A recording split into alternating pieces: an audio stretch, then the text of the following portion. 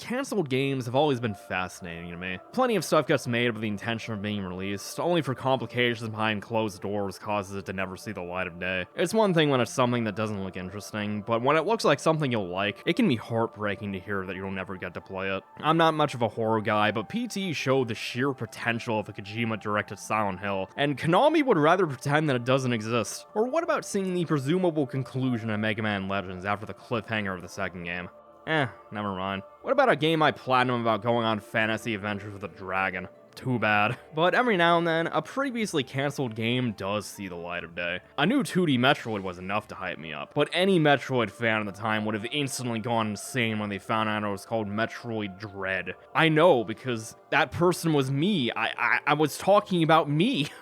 This game was originally going to be on DS, but apparently they tried 2 separate times to get it to work, but it just wasn't happening. And after how Samus Returns turned out, they just had Mercury Steam make the game that's apparently been in execution hell for over a decade. And the pre-release was like walking into a parallel universe. Nintendo was promoting the hell out of this game. This was their holiday title, even celebrating the Metroid anniversary over the Zelda one. At best, I thought we'd get a Prime Trilogy HD to hold us over for Prime 4, not a brand spanking new game that actually continues the story after Fusion. Literally the exact thing that I wanted the most. It wasn't just Nintendo either. A ton of people were super hyped for Dread. It was one of the most pre-ordered Switch games from multiple retailers, and even made the older games in the series resurge in popularity. A lot of people were playing Metroid for the first time in anticipation, and honestly, I never thought I'd see the day. My coverage of 2D Metroid was not because of Dread. I was doing this anyway. I even had to rewrite a section for Fusion and change a few things here and there. It was annoying, but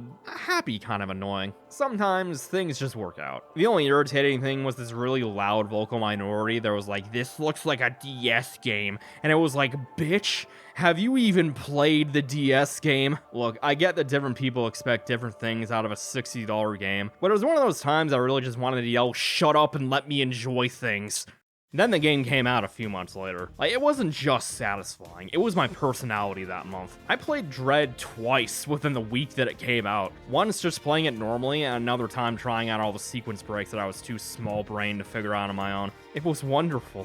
But if I'm being honest, after playing through almost every main series Metroid game, and Axiom Verge 2, and replaying Hollow Knight, all in the same year, I was a little Metroidvania'd out.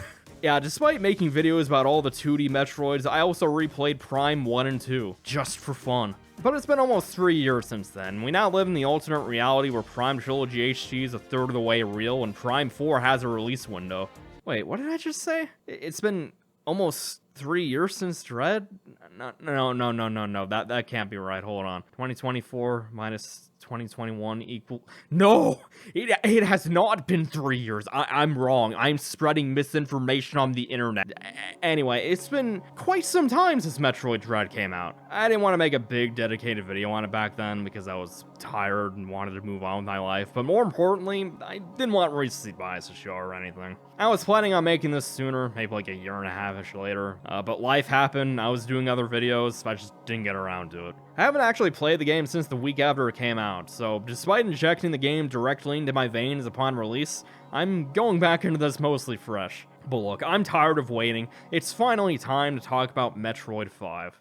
Dread starts off, once again, with a recap of the other games. You know, it's really weird having another game in this series being like, okay, we know you didn't play the last game, here's what happened so far. But given that it's been like 20 years without a brand new 2D entry, I'll let it slide. The recap is brief enough to not bother old players anyway. Besides, it sets up for what happens after Fusion. Despite the X seemingly wiped out from blowing up that research station, it turns out they survived on some other random planet known as ZDR. They sent these robots to try and scout the area, but they went dark, so the Galactic Federation needs someone to figure out what happened to them. Seeing as Samus is the only one immune to the X-parasites that, by the way, are an even bigger threat than Metroids, it's up to her to stop their spread for good this time.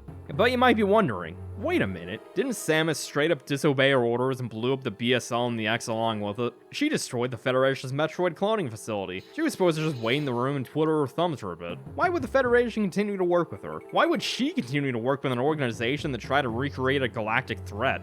Well, apparently the English version of Fusion forgot to mention there was actually a rogue group within the Federation that did all the shady stuff. I mean, it seems a bit suspicious to ask for a perfect recreation of the planet that they were literally in orbit around, so yeah, that checks out. The Federation is just as incompetent as ever. Although, to be honest, the old Federation Army, or whatever this rogue group is supposed to be called, could have also just been working with the Federation anyway, and this was a convenient way to shift the blame on someone else. But I don't speak anime, so I don't know what actually happened. You know, it's actually kind of disappointing learning about this mistranslation after Dread came out, because by omitting this rogue group, they accidentally made a more interesting narrative that makes you curious about where it's going next. But I guess that was just an oopsie.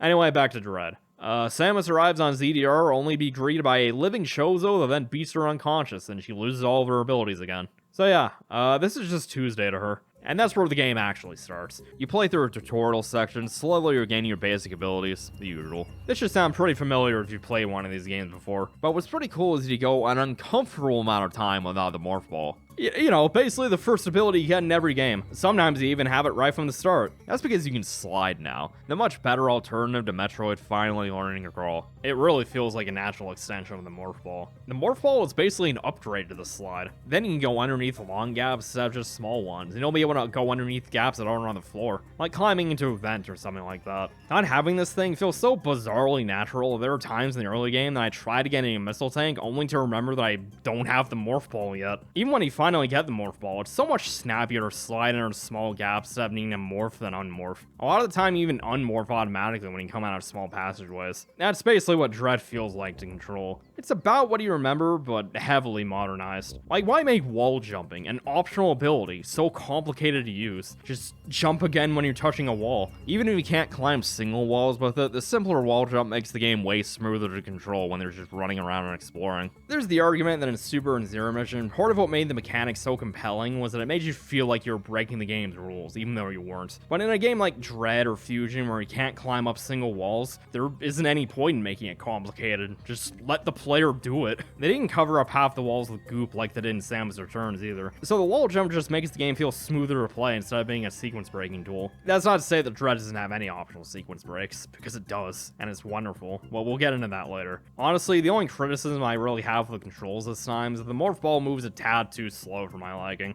That's pretty much it. Not being able to move with a D-pad is weird, but I can live with it. You rarely do any precise platforming, so it's not really a big deal. I just don't understand why you can't move with it. The D-pad doesn't really do anything. It just lets you expand the minimap and use the scan pulse. Why not use the right stick to expand the minimap? You can even move it around that way. Seriously, what's the point in doing this otherwise? You can literally just open the map instead. And why not have the scan pulse work by holding down A when you're standing still? I doubt it would get in the way of the flash shift. I don't know, I just feel like they could have done a little more to free up the D-pad to at least give you the option to play with it.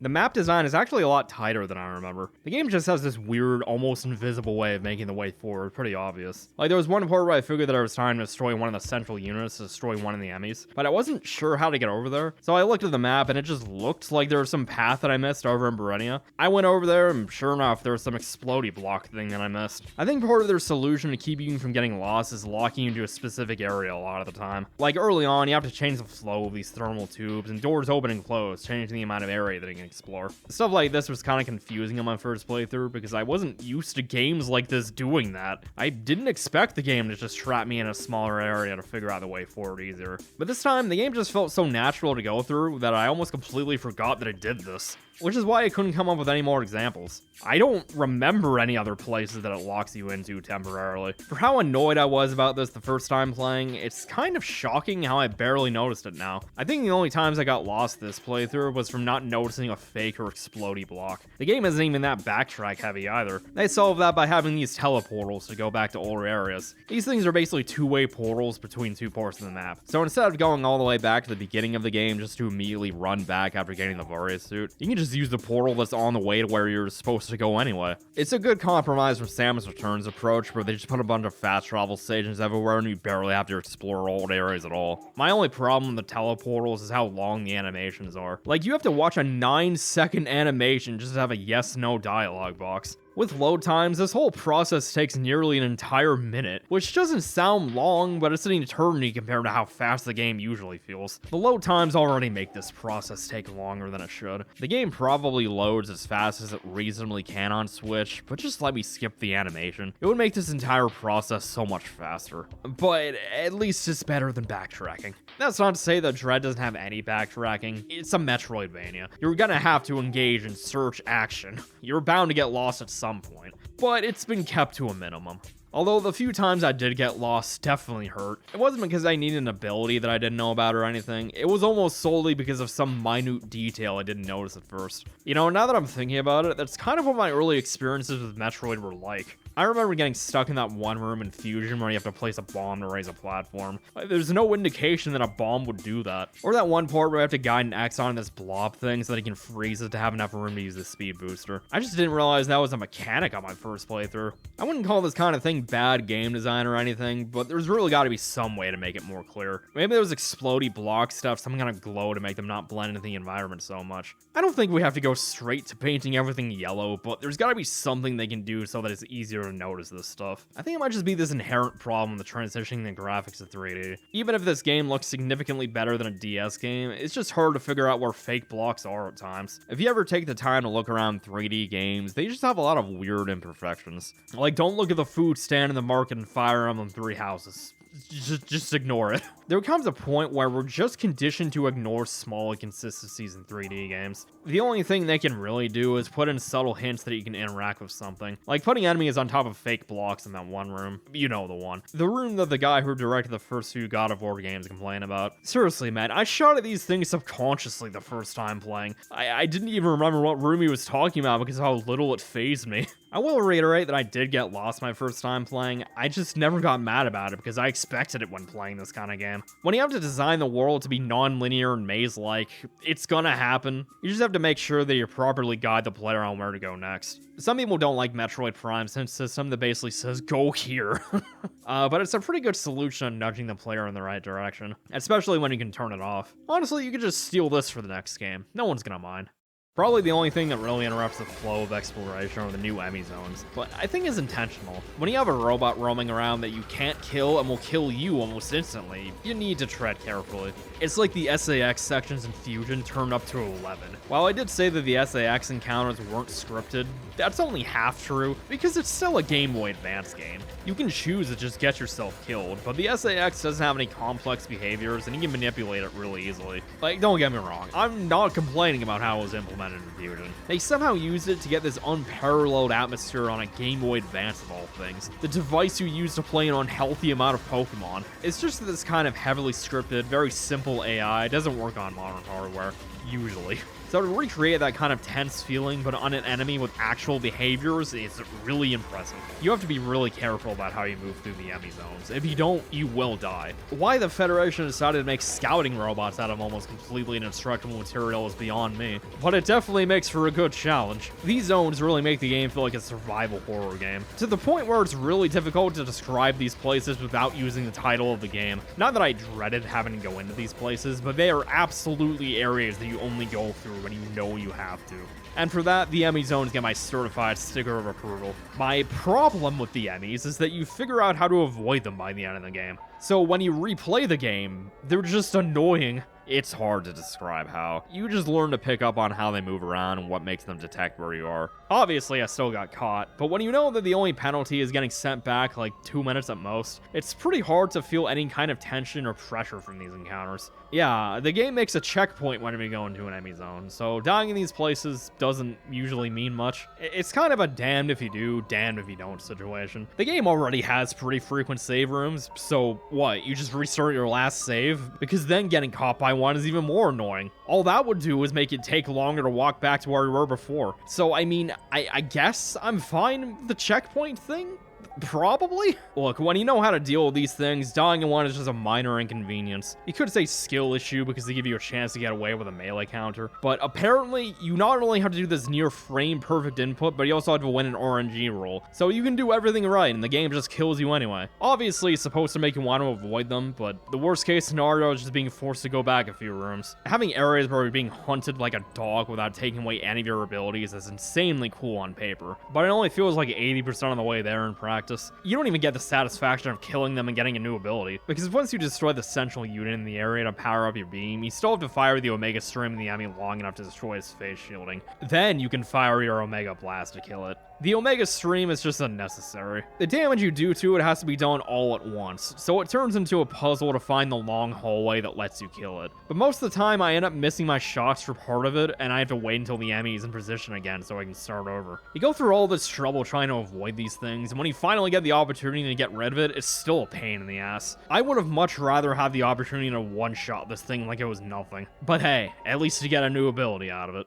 Oh yeah, I haven't really talked about the abilities in this game yet. First new ability you run into is the Spider Magnet, which lets you climb on blue walls. It's a pretty nice addition that gives you a lot more mobility, and it lets the game be a bit more vertical with this level design way before you get the space jump. And I love how single wall jumping still works on blue walls. You're doing something that you can already do, but this lets you do it faster. Hiding from enemies gets a lot more interesting after you get the Phantom Cloak. Being able to turn invisible in a stealth section is as useful as you'd expect, but it doesn't work if the enemy already found you or if you bump into it. The Phantom Cloak is just there to give you another way to hide. It's not an ignore stealth mechanics button. Although I found myself not using it after a while because it was easy to run past these guys in a lot of cases. You still needed to get past a door on occasion, but it's still one of those abilities that's more useful on paper. The Phantom Cloak also uses Aeon energy, but it's been tweaked from how it works in Samus Returns. In Dread, it's just a meter that recharges when you're not using it, and you can't use another Aeon ability until it's recharged. It's a meter you'll mostly forget about because it charges near instantly after using the Flash Shift, which is a dashing move in Metroid. Dude, the moment I realized what this was, I felt every neuron in my brain activate at once. You can dodge attacks, extend the horizontal length of your jumps, get past these shutter doors, move faster in bursts, avoid enemies and die horribly anyway because you're bad at video games. They literally just stole a mechanic from Hollow Knight and I'm all for it. Flash Shift, my beloved. But while the Flash Shift is peak, the other new abilities aren't so great.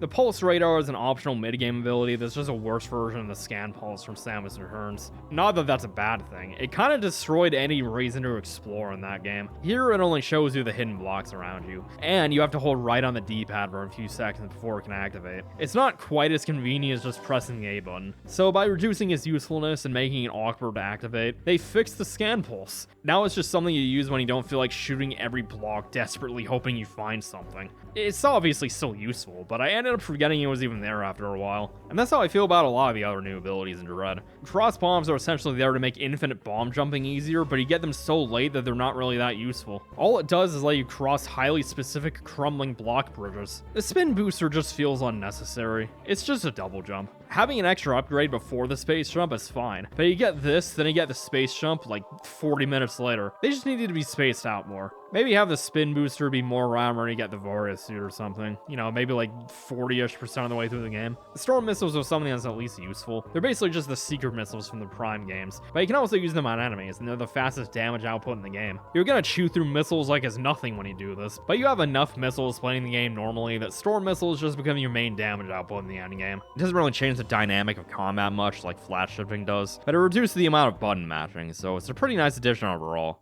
Okay, yeah, Dread does have quite a few new abilities, way more than I remembered. But the reason why I forgot about most of them is because there's like 3 really good ones, while the rest are upgrades that you just completely forget about by the end. If I had to give any major gripe toward Dread, it's probably that. The game just falls into the usual Metroidvania trope of having more abilities than the designers know what to do with. Something that the other 2D games never really fell victim to that much. There was maybe like 1 useless ability by the end, but here there's like 3 or 4. Not that it's a big deal, but I really hope they either find more use for this stuff in the future or just give you less abilities. Which doesn't sound like a good change, but it's really satisfying to have less abilities that do more stuff. Animal Well is a pretty recent example of that. Not to spoil much about that game, but just know that your abilities in Animal Well have a ton of different uses. It's something that a lot of games like this should be taking notes from. The order you get these abilities in aren't set in stone either, because they actually did leave in sequence breaks for craftier players to find. And in case you think that has unintended flaws in the game design, they put in a quick kill on Kraid with unique animations if you get bombs early. So yeah, most of the sequence breaks this time are completely intentional, and that's really damn cool. I'm not gonna go into a ton of detail with how they work in this game, but they're kind of like Zero Mission where you have to do some really crafty stuff to pull them off. Like, I didn't know you could jump out of a slide like this. Definitely the coolest one is where you have to take the speed booster through a cold area before you get the gravity suit to get super missiles early. It's just one of those things the game doesn't stop you from doing. The average player would see the cold and turn back without thinking about it. The funniest sequence break has to be the early screw attack though. Normally you have to wait until after you defeat the experiment to unfreeze Otaria, but you can just run through an area that's only slightly hidden and you can get it anyway. Like, this vent doesn't stop you from entering it. You can either do a cheeky shine spark to get in there, or you can just use a space jump, both of which you normally have by this point. From there, you just move west and destroy a few fake blocks. It's shockingly easy for something that's supposed to be a sequence break. I'd imagine that a few players just found this exploring around normally. The early gravity suit is probably the epitome of that though. Yes, I know it's pronounced epitome now. I genuinely thought it was pronounced epitome. English is weird. Anyway, it's a long series of shine sparks that isn't hard to figure out if you're a thorough and exploring. Like, I saw a few people on social media think this is how you're supposed to get the gravity suit, and were shocked to later find out they actually did it the hard way. But my favorite sequence break is how the space jump is technically optional. Because if you do all the major skips, you'll end up in Ferenia with almost all of your abilities you need to finish the game. So you do some cleanup and then make your way to Hanubia to fight the final boss. But with a lot of shine sparking in the final sequence, you don't actually need to get the space jump. It makes the game a lot more annoying, but you technically don't need it, which is really cool. I kinda wish the storm missiles were optional though. There's these switches that only activate with storm missiles, and despite showing that they activate without storm missiles, as far as I know, the game's hard-coded to only truly activate these switches with storm missiles. Obviously, it would make these a lot more annoying to activate, but it would just be cool as all. The bosses are really well designed though, and it's where the combat of this game shines. Even from the first boss with the invisible guy, learning attack patterns is vital to win. It's like Fusion where you can't tank damage. You have to hit specific weak points, sometimes slide under stuff, hit melee counters to do a ton of damage. This dude teaches you everything you need to know about fighting bosses in this game. Every boss in Dread has this weird flow to it the first time. You get your ass kicked, but you keep trying and slowly get better, until eventually your winning attempt has you basically at full health. There was rarely a time where I just barely scraped by. The bosses are so tightly designed that you won't just beat them, you'll curb stomp them. And on a replay, they're still pretty fun fights for the most part. I really like that they chose to bring back Kraid instead of Ridley. It's not that I don't mind a new Ridley fight, it's just that it wouldn't really make much sense. He's supposed to be dead, and they don't have the X-Parasite excuse to fall back on. We've seen Ridley so many damn times, and having a new fight against Kraid is just cool. Why is he on ZDR though? I don't know, whatever. The weirdest boss in this game is probably this squid thing. I didn't understand that this dude was more of a puzzle at first, and it took me a few tries to even figure out what I was supposed to do. How you beat him isn't particularly aggravating or anything. This dude isn't the Spider Guardian, but it's definitely this bizarre outlier from the other bosses. Not a bad thing, just memorable for reasons you wouldn't expect. The experiment isn't nearly as hard as other people say it is. The only reason why I died so much this time is because I tried getting the quick kill on him with a shine spark, but I was so bad at it that I won pretty much the instant I gave up trying to do it. I didn't want to show my raw gamer skills with crappy Switch share button footage, but I have no choice. But weirdly enough, these excellent bosses lead into my only real issue with Dread. The game's difficulty is a total roller coaster. On your first playthrough, you will die. A lot. But on your second playthrough after you learn all the boss patterns, the game's piss easy. Since the game's so easy to me now, I tried out hard mode. They definitely didn't lie about that. But I felt that hard was a little too hard. Not that it was impossible or anything. It's just that you take way too much damage and I end up in situations where I'm dying to random enemies every 5 seconds. It definitely made health stations a lot more of a relief, but it was giving me flashbacks to Metroid 1 where I was having a grind for health pickups. This is not a compliment. So just as a warning for any new players that for some reason want spoiled on this game, Metroid Dread is the hardest game in the series. But they did add an easy mode, so if you don't like hard games, just play on rookie mode. Also, stop watching this and buy the game right now. This is not optional. They also added Dread mode after you beat hard mode, where health upgrades become purely cosmetic, but neither option balances the game's difficulty for me. Either I play on normal and I can play it in my sleep, or I play it on hard and I die every 5 seconds. There's no comfortable middle ground. Hard mode isn't fun to me. I'd rather just play on normal despite complaining about how easy it is. This is how Halo fans feel about Halo 2 on Legendary. Honestly, I can barely play that game on normal, let alone Legendary. But since we're talking about complaints, the music in this game is just kinda meh. It's not bad, I just don't remember any of it. The music has the same problem as Samus Returns. It's too atmospheric. I'm not gonna repeat the same stuff I said about the music in that video. Just know that these complaints are worse here, because I can at least remember some of the music from Samus Returns. I can't remember anything from Dread. I think I like the music in Artaria and the water place, whatever that's called. But if you held a gun up to my head and told me to hum any tune from Metroid Dread, I'd just say shoot me, because I wouldn't be able to do it. At this point, the only thing left to talk about is the story, which there was a surprising amount of in Dread. Honestly, I would put up a spoil warning or something, but I already told the people who haven't played Dread to get out of here and play it already. And if I haven't convinced you to play the game by now, that's on you. So, anyway, Samus dies. No, I'm kidding. After Samus gets her ass kicked at the beginning of the game, nothing really happens other than the usual regather all of Samus's abilities that she conveniently forgot to bring with her. But about halfway through the game, Samus meets another living Shozo. He's actually friendly this time and finally explains what's going on. So Ravenbeak's original plan was to use the Metroids as a weapon to take over the galaxy, but in order to do that, he needed the Thoha tribe who have the power to control the Metroids. So instead of enslaving them, he just killed all of them aside from this guy. Okay.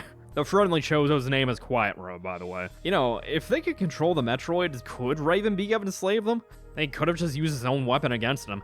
Maybe I'm thinking about this too much. Anyway, they were gonna bring back all the Metroids to ZDR to build up an army, but one of the soldiers that were brought back from SR-388 turned out to be an X-Parasite, which wiped out all of Ravenbeak's tribe. Even if he did somehow manage to contain the X. But hey, we still got the Metroids, we can still take over the galaxy. But then Samus killed all of them in Metroid 2, which made Ravenbeak completely rage quit his entire plan. Even if this is a retcon, I actually really like how they figured out a way to make the events of Metroid 2 more impactful for the galaxy at large. Even if you disagree with what Samus was ordered to do, it did end up preventing a war in the end. Obviously, messing with the ecosystem caused the Exes to sprout up again, but it definitely made the consequences of Metroid 2 a lot more interesting. If Metroid 2 didn't happen, we would have had a drastically different timeline where there was a galaxy-scale Metroid war. Maybe that'd be a cool thing to explore in a different game. Ravenbeak's plan would have ended right there, but as we've known for the last 20 years, the Metroids weren't completely wiped out.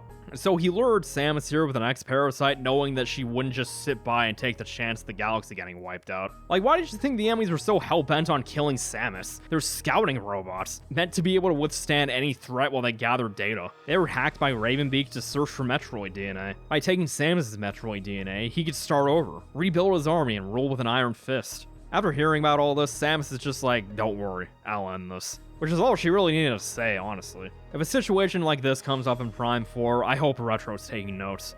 So anyway, Quiet Robe dies. I can't be the only person who got a good laugh out of this. I mean, yeah, it sucks. Samus finally finds a sole survivor of the species and culture that raised her that isn't an asshole, and he dies instantly. This is exactly where I expected this conversation to go, which is why I always thought this was so funny.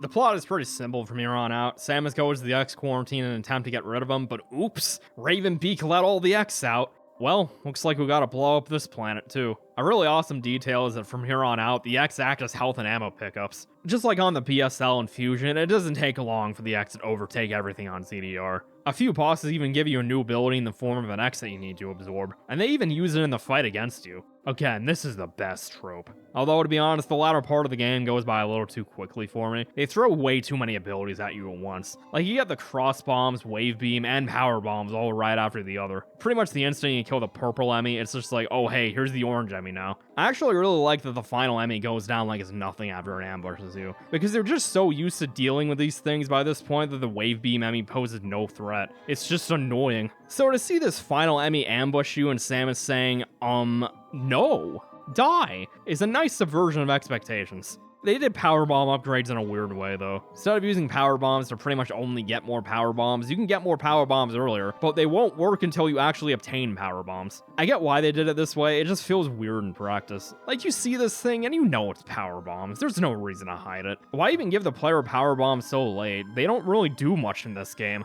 All they do is destroy a few specific blocks. They do a lot of damage to random enemies, sure, but they already go down so quickly that I don't think it's that big of a deal. It just ends up being this bizarre game design decision for arbitrary reasons. Not that I think it detracts from the game as a whole or anything, it's just a weird thing about the game. But, I should probably mention the part where Samus is just able to defeat the E.M.M.I without the Omega Cannon. Well, it turns out that the Metroid DNA inside of her is awakening, meaning that she can now absorb energy like a Metroid can. And she's actually been doing it the whole game. Like, literally in the first 15 minutes. It's really clever because it's something that you just never question. Like, Samus has weird alien space armor. Sure, she can probably do this. But with all the abilities in the game, you head up to Ravenbeak's ship. Dude's even got this weird lab that he was probably using to spy on you the whole game. Although, once you step foot on Ravenbeak's ship, the game makes the bizarre decision to connect all the teleporters without telling you. Having them all connect up at the end of the game is a good thing. I just don't understand why they can't tell you about it. Why not have a keycard or some kind of data Samus finds in his lab that connects them all up? It would have been a cool explanation for how he got around so fast. But you finally go to fight the guy, only to be greeted with another navigation room. As it turns out, the Adam we've been talking to since Samus arrived on ZDR was actually Ravenbeak the whole time. Now, this is pretty subtle for most of the game, but I'm kind of amazed that I didn't notice it on my first playthrough. The fake Adam calls her Samus instead of Lady, even though the real one does it multiple times in the opening cutscene. Maybe it's because I've only played Other M like halfway through. Once. Almost a decade ago. I'd imagine people who actually liked Other M saw through this dude instantly. Not to mention how he keeps talking about how strong Ravenbeak is and how Samus has no hope of defeating him. Like, this dude just stops trying by the end. What's fulfill your destiny supposed to mean, man? I guess that it means hand over your Metroid DNA. Also, Ravenbeak was apparently one of the Chozo that was used to give Samus her Chozo DNA, so he considers her his daughter, even though she isn't. There's like 3 or 4 guys ahead of you, dude.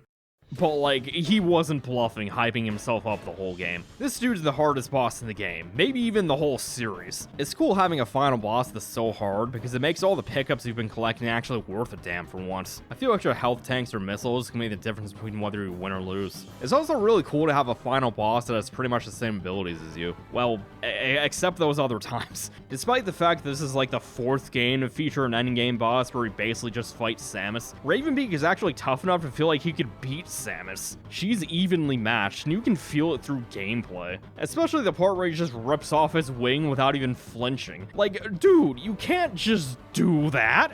No joke, this fight took me almost an hour to beat on my first playthrough, but it never felt frustrating. It always felt like I was improving and that I could win if I just kept doing a little better. And by the time I did win, I was practically at full health. Like a lot of the other bosses, actually. I had the pattern down so well that I was able to beat this guy on my second try during my second playthrough. And that was even without the space jump to dodge this attack. Dude still took me like 40 minutes this time on hard. And I was just about to go get a few more pickups to help out, but turns out I didn't need it. It's a really satisfying fight to finally get through.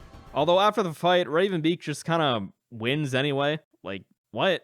Just kidding. Samus is actually like, no, die, and absorbs all the energy on the ship, and it crash lands in a crater. And like, Ravenbeak is taken over by an X and morphs into this Kraid Chozo monstrosity, and she just shoots it with a giant death ray. Like, she doesn't even bother absorbing the X either. She just vaporizes it. Now she's finally able to get back to her ship, but the planet's about to blow up for some reason. Like, what the hell was even in that ship? The escape sequence this time is kind of a power trip, honestly. Like, you know how he had the Hyper Beam in the end of Super Metroid? Dread's Hyper Beam is more like her final smash in Smash Brothers, except she can do it infinitely. Everything just dies. Her Metroid DNA is so out of control that Adam, the real Adam, has to warn Samus not to touch the ship because she'll drain it of his energy. But the Quiet Robe X comes in and lets her control her Metroid DNA, so it's okay in the end. This doesn't come out of nowhere. He was shown a while ago. I just didn't mention it because it wasn't relevant. I think it's implied that he can control himself as an X because of his Thoha DNA, which subsequently lets Samus control Metroids better. But in the moment, it's a pretty half-assed excuse for why she goes back to normal. That's the annoying thing about this ending. Things just happen and they don't really explain why. Like, for how willing they were to explain shit before, they just don't now. It's not really that big of a deal, it's just awkward. The end screens definitely feel more awkward, though. In previous games, you got different end screens, usually depending on how fast you beat the game. But in Dread, Samus just looks at the camera, and here's her clear time. Like, you at least get different wallpapers that do look cool, but I don't know, it's not the same. Although I really like how Samus doesn't take off more of her clothes for players who beat the game faster. Like, not that I was complaining. I don't know, you have this really dignified, strong woman as your main protagonist, and then, like, you do this. I enjoy seeing the pretty lady in her underwear or skin-tight suit, but it always felt out of character to me. Like, it never felt blatantly sexualized or anything, but it still felt like something she wouldn't do. That said, I feel like they could have at least had her take off her helmet. Or hell, just have her wear a regular ass outfit that isn't the Zero suit. Again, the wallpapers are cool, but they don't feel as cool or as iconic as Samus taking a breather to celebrate finishing the game. Although I really like the extra stats after the initial screen. It's a nice touch that I'm pretty sure was added in an update. Wait, this game took me 10 hours to get through? Like, keep in mind, I honestly did the bare minimum I could get away with, just because that's how I ended up playing it this time. I don't think the game is too long, per se, but I definitely prefer when I can get through these games in like 5 or 6 hours. I probably could have done this in about 8 hours when I didn't die 158 times, but at least it felt shorter than Samus Returns. Although that's probably because I like Dread way more than that game. Dread's length isn't really a bad thing, just kind of a personal preference thing.